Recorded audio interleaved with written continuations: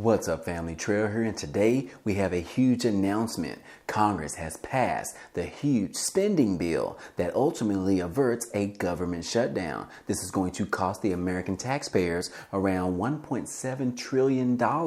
This particular spending bill did receive bipartisan support, in which many Republicans actually crossed the aisle to give support for this bill. Also, President Biden has signed an executive order that is going to provide some new pay increases for civilians as well as TSA workers, which is a good thing, right? But before we get started, guys, hey, you already know what to do. Make sure that you're subscribed to the channel as well as hit the like button for the YouTube algorithm. Now let's go ahead and start with the video. Well, the winter Arctic blast, the winter storm, continues on its record-breaking path across the United States. As you can see right here in this picture, guys, this storm has pretty much been a huge storm that has been ravaging a few areas all over the country, in which, guys, we did receive information in regards to 1 million people are now without power across the U.S. because of this particular winter storm, as well as we also seeing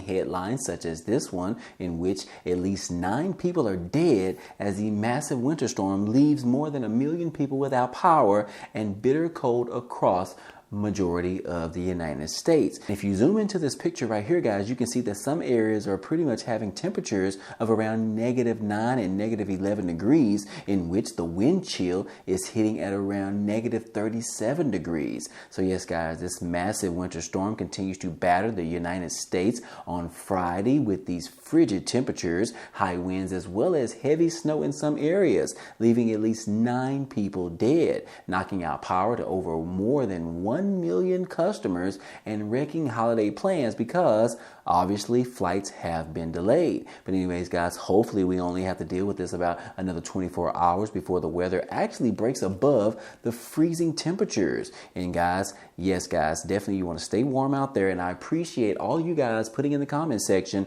that you feel my pain in regards to us losing heat in my home. So anyways, guys, like I said, I lost my furnace, which is downstairs, but the furnace upstairs is still working. So anyways, guys, I'll just have to sleep upstairs until I can get this thing fixed on Monday. So I definitely appreciate your prayers out there. But moving on, guys, hey, President Biden, he actually signed an executive order. Yes, this happened on Friday. And the first thing from this executive order was he is now making a 4.6% pay raise official for civilian employees ahead of the holiday weekend. Yes, guys, President Joe Biden signed an executive order on Friday making the federal pay raise official for many civilian employees next year in 2023. As anticipated, general schedule employees will get an across-the-board pay raise of around 4.1% next year, plus a 0.5% locality pay adjustment, totaling to an average of around 4.6% increase. This particular raise will take effect during the first pay period in January. Biden had announced his plans for this particular 4.6% pay boost back in August. The executive order on December the 23rd was the last step of the process to make the pay raise official ahead of next year. So anyways, guys, that is some awesome news to see that some individuals will be receiving this pay increase. I know 4.6% doesn't necessarily sound like a lot of money, but really, guys, it really depends on how much money you actually make. But particularly, people normally receive around a merit increase of around 3%. So to see them getting 4.6%, it is definitely at least 25% higher than what you normally see in corporate America. So anyways, guys, kudos to those individuals that are receiving this 4.6% increase. And then also, guys, we do have the breaking news because the House ended up passing that huge Omnibus spending bill. And yes, guys, this particular bill is worth $1.7 trillion. And yes, guys, we heard earlier this week in which the Senate passed the bill, which sent it over to the House. And then as of Friday afternoon, the House ended up passing this bill as well. And now sending this huge, massive bill to President Biden's desk for his signature.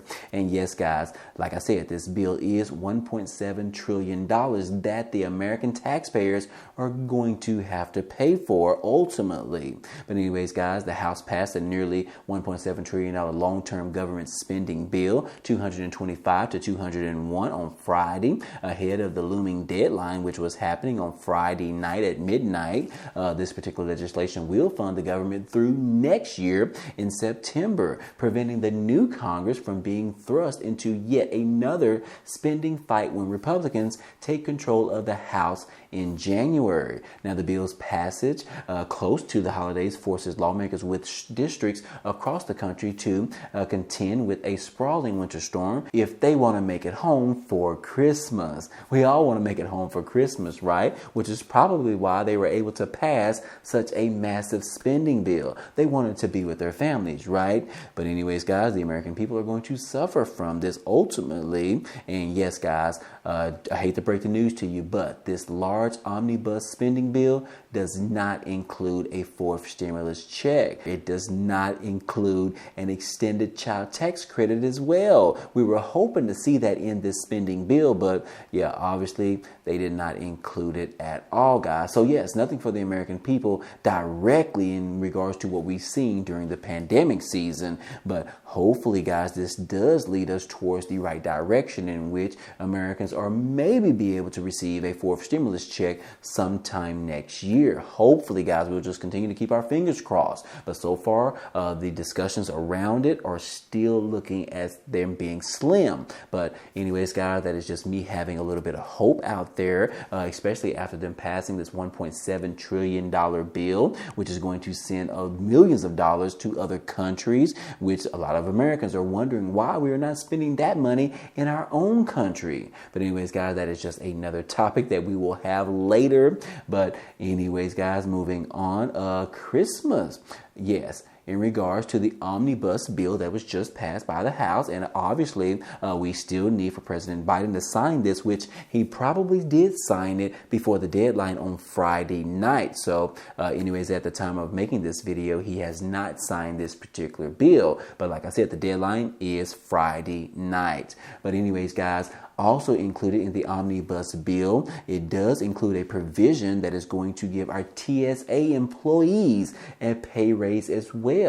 This particular pay raise won't necessarily happen until next summer, sometime around in June of 2023. It does say right here that the Transportation Security Administration employers are in line for a pay raise next July after lawmakers included funding in the omnibus spending bill to increase salaries and benefits for TSA workforce. The government funding bill includes $398 million to bring TSA salaries in line with the rest of the federal workforce and the general schedule system. The legislation would give TSA 180 days to brief lawmakers on a detailed plan to effectively measure the impact of these personnel system changes on TSO recruitment, hiring, and retention. The Senate passed the spending bill on Thursday, and it now awaits action by President Biden. So anyways, guys, like I said, we have two individuals that are receiving some pay increases sometime next year.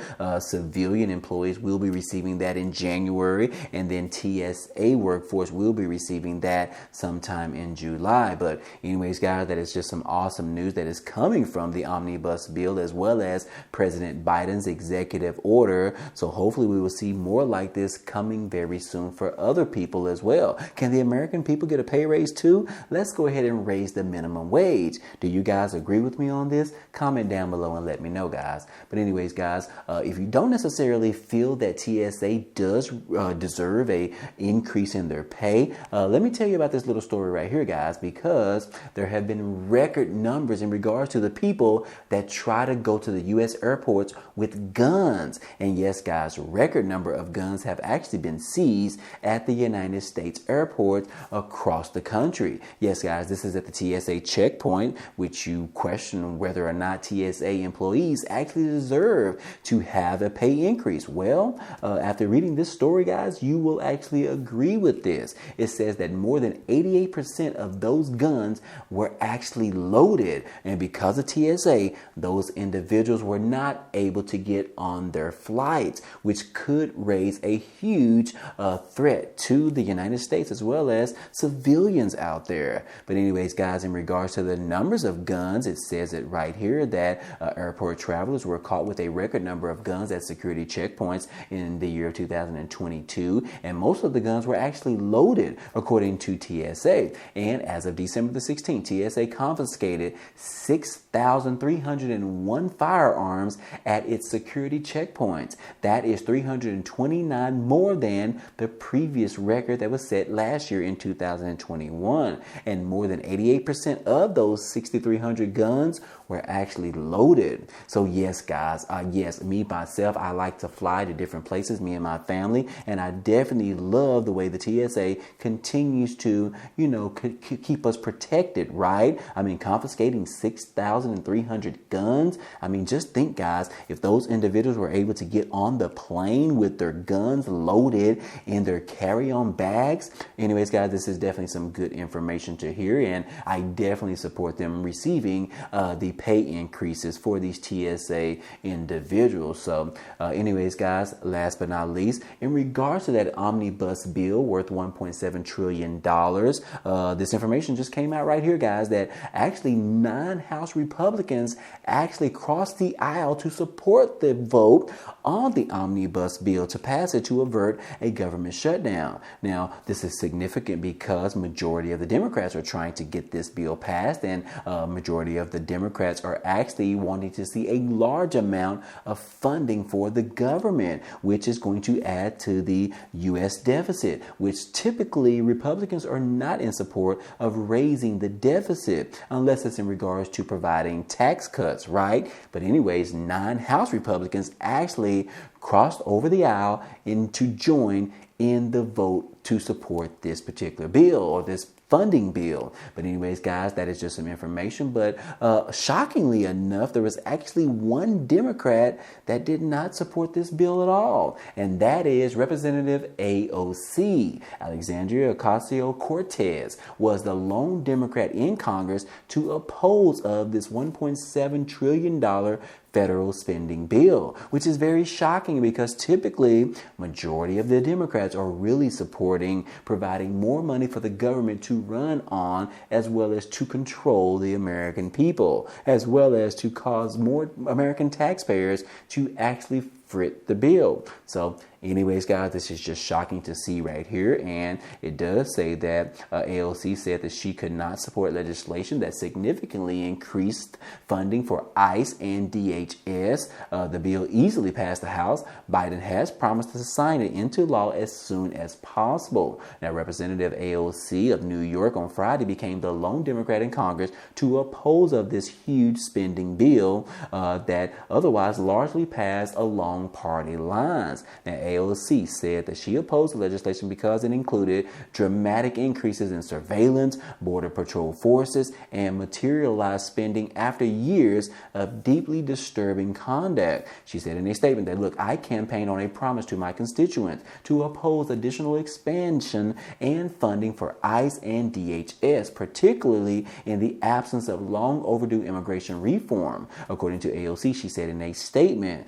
and also she said that for that reason, as well as a dramatic increase in defense spending that exceeds even President Biden's request, I voted no today on the omnibus bill. So anyways, guys, she does have a right to say that because she did promise her constituents, which majority of the people in the Senate as well as representatives also promised their constituents as well. However, once they get into office, things end up changing. But I definitely give her kudos right here by standing with her guns that she initially promised the American people that she was going to do once she got in office. And here we are, guys. Look at this right here. She is not worried about being the only person that did not support this bill because she exactly did so. But anyways, guys, that is exactly why she did not support this bill. But it didn't even matter because they had enough votes to actually support this bill and get it passed in the House, the Senate, and now it is awaiting or already has been signed by President Biden. But anyways, guys, that's all I have for you today. And I hope all this information in this video was helpful to you today. Well, anyways, guys, hey, that's all I have for you today. But feel free to check out some of the items down below if you want to support this channel. There are some great opportunities for you to receive Amazon Prime membership for free for 30 days, as well as sign up for a Rakuten account where you can receive $30 after you make your first purchase. But anyways, guys, if you are interested in those links will be down below. But anyways, guys, hey, if you enjoyed today's content and you want to see more, hey, go ahead and subscribe to the channel. It's totally free. And if you like today's video, then go ahead and hit the like button for us. It really helps out this channel, as well as it tells YouTube to share this video with others. But anyways, guys, hey, I appreciate you guys stopping by and watching, and I hope to see you on the next video. Peace.